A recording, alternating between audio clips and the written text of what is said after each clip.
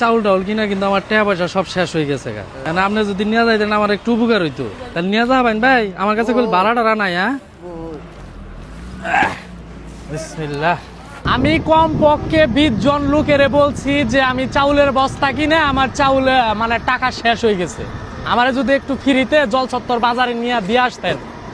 অনেক কেউ রাজি হয় নাই, আপনি কেন রাজি হইলেন? মানে বিপদ আপদ মানুষের হতেই পারে। আসলে এই যে মানুষের মন, এটা আসলে যে বৃদ্ধ মানুষ হলেই যে তার মন মানসিকতা ভালো হবে এমনটা না, আবার বয়স একটু কম হলেই যে মানুষের মন মানসিকতা ভালো হবে তাও কিন্তু না। এক সাইড করে একটু কষ্ট করে ব্যান্ডা ব্রেক দিবেন, একটু কষ্ট করে এক সাইড একটু ব্যান্ডা ব্রেক দেন। যে মানুষটা চাউলের বস্তা কিনতে পারে ওই মানুষটার কাছে কিন্তু ভাড়া অবশ্যই থাকে, ঠিক আছে? এটা হয়তো অনেকেই বুঝে নাই যে আমার কাছে ভাড়া থাকা সত্ত্বেও মানুষের মন পরীক্ষা করার জন্য কিন্তু আমি এটা একটা ভিডিও আমি তৈরি করতেছি। এখন বিষয়টা হচ্ছে যে আপনি রাজি হয়েছেন আমাকে জলচত্বর বাজারে নিয়ে আসার জন্য। আপনার মন মানসিকতা খুবই ভালো, অত্যন্ত ভালো মনের একজন মানুষ আপনি।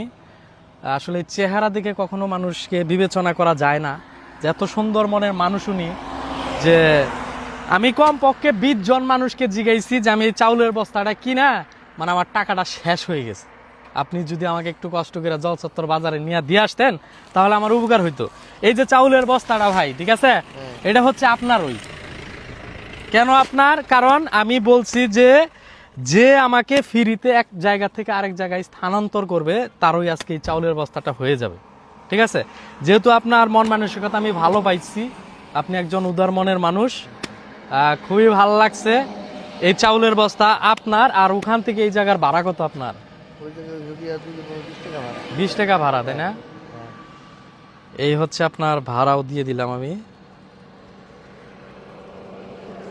এটা আপনি রাখেন। আর হচ্ছে এটা হচ্ছে আপনার ভাড়া, ঠিক আছে? আর এই চাউলের বস্তাটা হচ্ছে আপনার।